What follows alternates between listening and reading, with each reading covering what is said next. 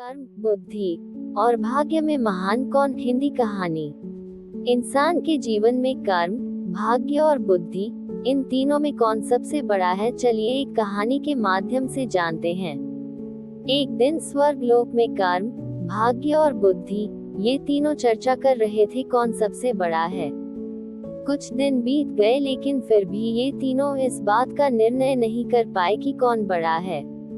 एक दिन नारद मुनि पास से गुजर रहे थे तो उन्होंने देखा कर्म, भाग्य और बुद्धि आपस में किसी बात को लेकर झगड़ रहे हैं।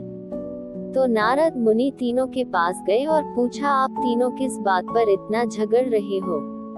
तब कर्म, भाग्य और बुद्धि ने बोला, है नारद मुनि, अब आप ही विचार कीजिए कि हम तीनों में से कौन महान है। नारद मुनि हंसते हुए कहा, ठीक है, लेकिन इसके लिए आप तीनों को पृथ्वी लोक में जाना होगा और एक सप्ताह तक साधारण इंसान के साथ रहना होगा। आप तीनों में से जिसके प्रभाव से उस इंसान का भला होगा उसी को महान घोषित किया जाएगा। ये सुनकर तीनों पृथ्वी लोक में जाने के लिए राजी हो गए। जब तीनों पृथ्वी लोक में आए तो उन्होंने जंगल में एक गरीब इंसान को पेड़ काटते हुए देखा। उन तीनों को लगा यही सही इंसान है जिसके शरीर में प्रवेश कर हम अपनी महानता सिद्ध कर सकते हैं। कर्म, भाग्य और बुद्धि आपस में बातें करके ये निर्णय लिया कि वे एक सप्ताह करके इस इंसान के शरीर में रहेंगे और जिसके प्रभाव से इस इंसान का भला होगा उसे ही महान माना जाएगा। कर्म बोला, सबसे पहले मैं जाऊंगा और उस इंसान का भला करूंगा। कर्म उस इंसान में प्रवेश करते ही उसका कर्म क्षमता दुगना हो गया और वो प्रतिदिन जितना लकड़ी काटता था उससे ज्यादा काटने लगा।